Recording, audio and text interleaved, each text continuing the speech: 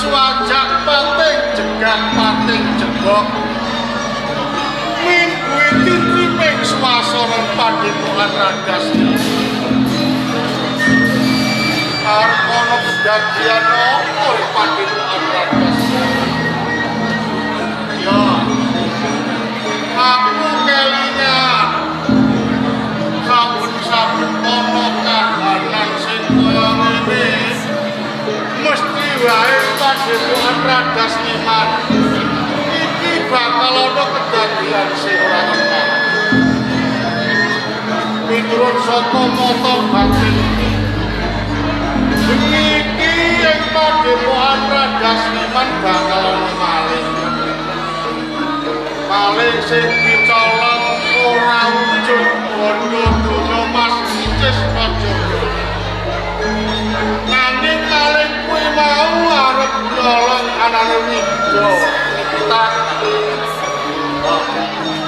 sadurunge maling ning papan kene Wido bakal tak singitake malinge ben kecelek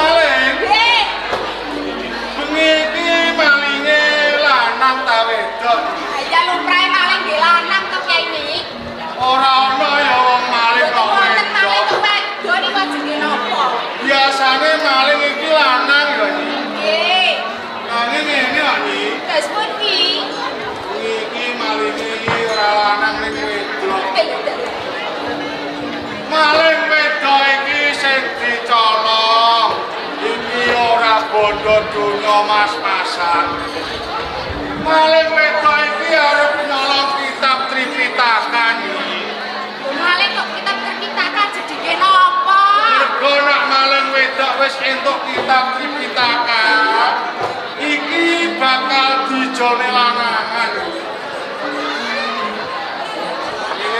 mboten kula lho nggih.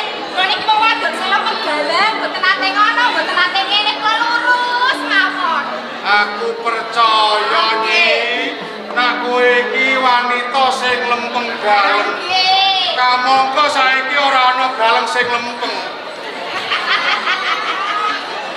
Ini lho iki tak kandhani. Pripun iki kaine kita Tripitakane? Ah sing kandha iki sapa? Lah nyatane mboten wonten. Ora. Coba tapi jangan taliti. Ini ya iki jeneng maling. Iki saka tembung Jarwadasa. Ngemal barange wong sing ra eling nek ngono to. Maling. Beda karo copet. Nek copet pripun? Copet iki Jarwadasane ngene. Tangane ngencup, awake mepet. Iki jenenge copet. Beda meneh karo garong iki. Lah nek garong pripun? Garong iki tangane begar, mlebune megura. Lho iku jenenge garong. Ning aku iki eling ora lali. Dadi kitab Tripitaka iki mau. Sadurunge malih teko papan kene, kitab Tripitaka tak singitke dhisik. Dadi malinge kecelek iki ngono.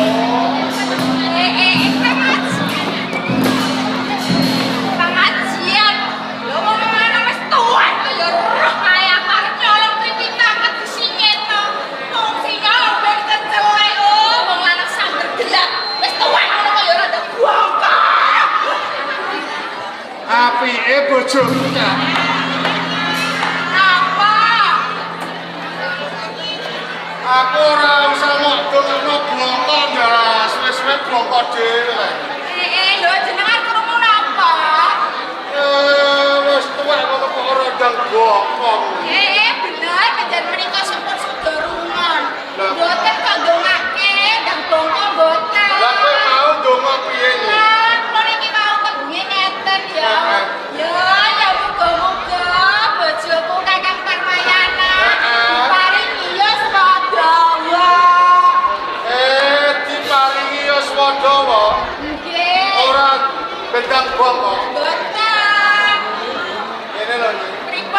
Aku tak takon, Cik. Takon perkawis menapa? Kira-kira kowe iki jek seneng karo aku ta ora iki? Lho, perkawis menika dadak kenjang mundhut pirsa. Mergo ngene lho, Nyi. Nalika kowe iki tak pek bojo, umurku iki wis 25. Kowe lagi 19 taun. Engko kowe gegek bosen karo aku. Nggih mboten, kula niki cinta sanget kalih panjenengan. Iya. Nggih nadane. Nggih. Kula niki rina wong iki badhe ndedonga. Donganen piye iki? Muga-muga bojoku karo ayana iki gak didoce kuwasa. Wis ngono kabeh boten.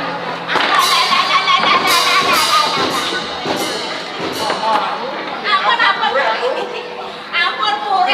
Kok elek ngono iki piye lek Nyi? Jare cinta kok iso. Boten. Seneng tenan. Nggih, kula tresna kok Kyai. Ngene yo gatung iso. Ngene lho Nyi. Pripun? Aku iki ngrumangsani umur saya tuwa. Raga saya rengkon. Wibawaku wis kurang. Nyatane wae. Aku isih urip isih dadi guring padepokan Raga Seniman wae. Iki arep ana menungsa sing nyolong kitab Tripitaka. Mula saka karepku ya Ni, Nggih. tinimbang kitab Tripitaka mengkone dadi rebutan. Saka karepku iki bakal tak parisake karo murid-murid ing padepokan Raga Seniman. Ewon murid ing padepokan Raga Seniman iki sing tak tresnani mung loro. Sinten menika? Made Tantra karo Udayana. Made Tantra lan Udayana. Iya, Nyi. Kami ngaten kula derek urun rembug ya ini. Duwe usul. Nggih. Usul apa nih? Ini dene kitab Tripitaka badhe penjan paresti antarané Udayana lan Made Tantra. Iya. Langkung prayogi panjenengan paresake kalian Made Tantra. Lah kok ngono iku sebabnya. Made Tantra menika murid sing kapernah tuwa. Sing paling tuwa. Murid sing paling tuwa piyambak anggene manyes wonten ing Raga Seniman. Dadi pas lamun to napa kitab Tripitaka ngono. Ya. Apa sing dadi kandhamu tau begini? Mula kanthi kuwi aku njaluk bocah loro iki tinggalana. Nek janji lho nggih. Janji. Ampun lali lho nggih. Ora. Kitab Tripitaka yang pasrahke kalian Made Tantra. Iya. Ampun lali nggih. Ora. Janji nggih.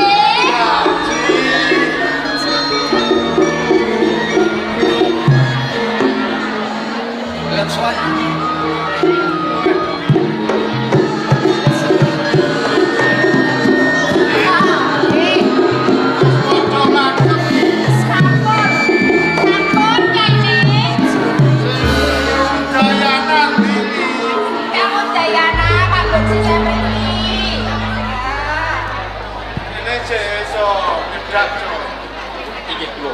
Udayana Leres.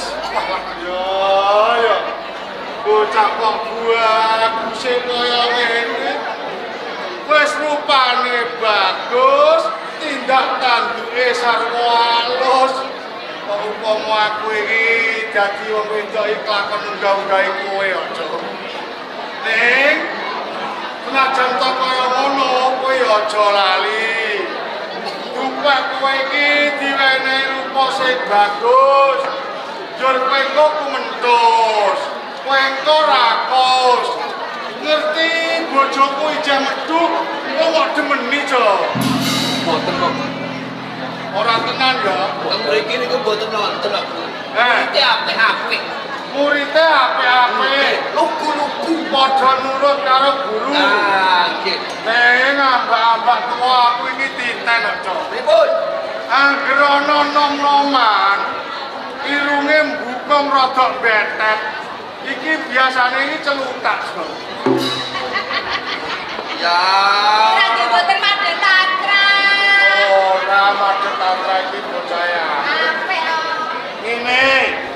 Madhetatanan kowe udayan. Nggih. Apa sebabe kok jeneng sira sakloron iki tak timbali? Merga saka karepe wong tuwa. Wong tuwa iki arep marisake kitab Tripitaka karo kowe sakloron. Nanging merga kitab Tripitaka iki mung siji. Kok upama ing mengkone kitab Tripitaka tak pasake karo Udayana, kowe aja meri. Kosok baline kaya ngono Udayana ya. Ya ini. Napa iki? Ampun lali nggih. Kali apa? Janjine.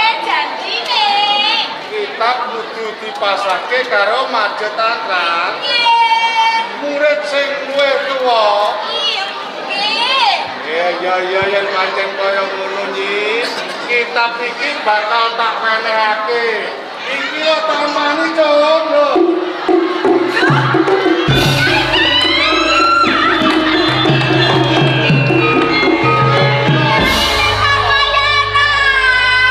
Ana apa lho nyi?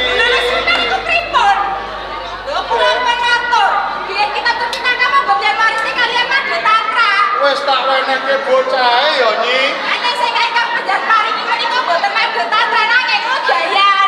Kowe iki lek kok ana-ana ae kok iso. Aku iki urung nglamur, urung blereng ya nyi. Bener Madhetandra. Kitab iki mau ora tak wenehke kowe. Boten. Ning tak wenehke karo Udayana. Nggih. Iki tenan. Saestu. Tenan iki. Nggih. Anjene ya bener nek ngono. Piye nyi? Janji lho. Janji apa? Nek wong janji kuwi pinangka utang. Utang. Yen utang kuwi kudu nyaur. Nyaur. Dene sampean ki wis ngapusi belanjane janji. Iya. Sone mati kan rokok. Kowe ora ta ora? Ya durung. Lah ora kok kowe iki iso kondo. Sampeyan iku kok janji kok nggih malah belanjani. Pecut di sebelah koni. Napa niku? Lah wis kebaca terus arep diapak. Sakwise kowe nampa anane kitab Tripitaka. Iki aja tok anggep panugahan kowe. Nanging anggepen kowe nampa kewajiban sing abot. Mergo apa? Sakwise kowe nampa anane kitab Tripitaka, kowe nyinaoni apa isine kitab Tripitaka. Yen wis ngerti tumengkarna karo ngomong sing merlokake. Nanging sadurunge kowe nyinaoni isine kitab Tripitaka, kowe kudu resik raga, resik jiwa, adus kramas sumur pitu. Namun to wis lagi sinaono kitab Tripitaka ya. Sedaya piwulangan jenengan pinangka kancingan manah. Kanthi kuwi enggal-enggal tindake ya. Ampun, Pak.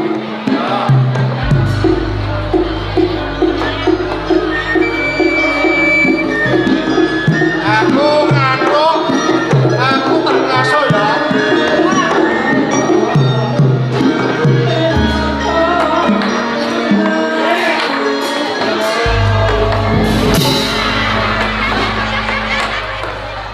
Aku lagi amok goco ini. Boten goco. Lah terus? Niki mremet pegelat ini kula. Pegelat. Wis janji kok dibenjani kula niki olahraga. 1, 2, 3. Boten kok ajeng goco panjenengan. Olahraga. Nggih. Ora arep goco aku. Boten. Tak dirani arep goco aku.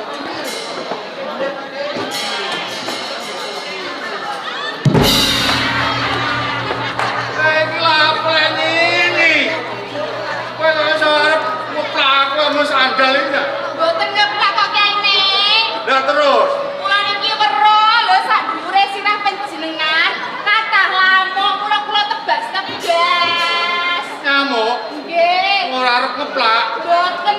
Adarane arep ngeplak iki.